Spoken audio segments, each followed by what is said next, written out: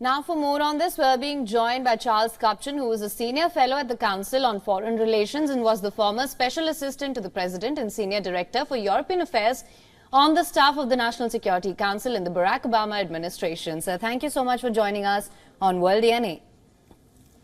Good to be with you.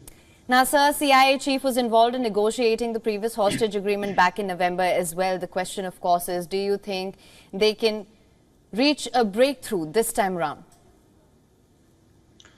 Well, we did see the last time there was a pause in the fighting and a hostage release that Bill Burns met with his counterparts from Israel, from Egypt, and then Prime Minister of Qatar. So it's a good sign that Biden has dispatched Burns. It suggests that the conversations have advanced to a point at which they feel that convening this high-level meeting is in order. The proposal that is on the table apparently suggests that there will be a 2-month pause in the fighting in return for Hamas's readiness to release in a staggered fashion all of the remaining hostages.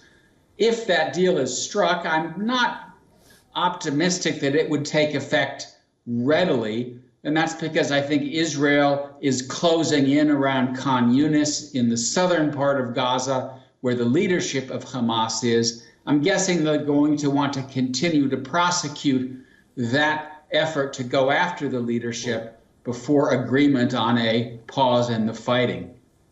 Mr. Kupchan, now, of course, the recently leaked audio recording of Netanyahu slamming Qatar's role in the negotiations, do you feel that's going to play some kind of a role, or rather, do you feel that would be a hindrance in achieving some kind of a breakthrough this time? Because Qatar has obviously not reacted to it well at all.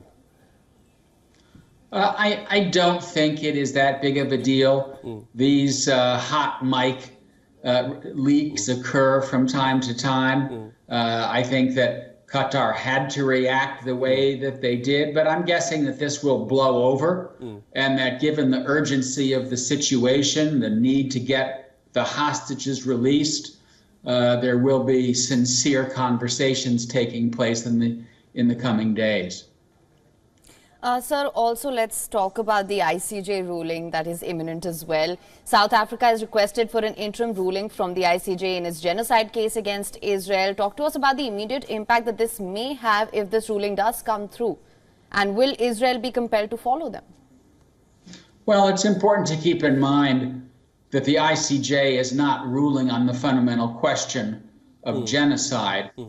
Many analysts believe that if it does rule, it will take several years for that case to move forward. I am expecting the ICJ to announce some kind of provisional measures. Otherwise, I think it would seem to be absent in the middle of a war in which there are high levels of civilian deaths. So my best guess is that we'll see the court call for greater efforts to limit the loss of civilian life, for more efforts to get humanitarian assistance, food, fuel, medicine into Gaza, more efforts to deconflict the Israeli military operation with the convoys with humanitarian assistance that are coming in.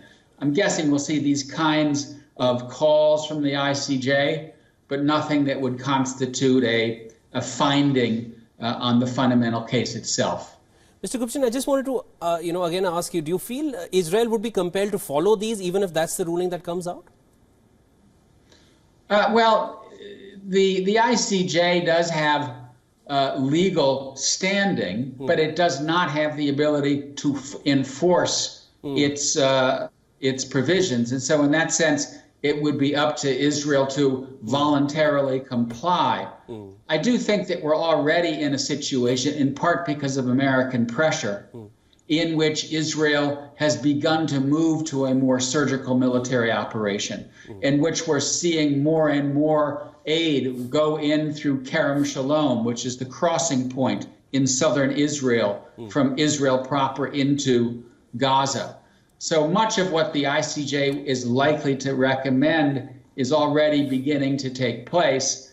And in that respect, I don't think it would be difficult for Israel to comply. If the ICJ were to call for an immediate ceasefire, which I'm guessing it will not do, then that does put Israel in a position in which it may need to decline to follow the ICJ's admonition.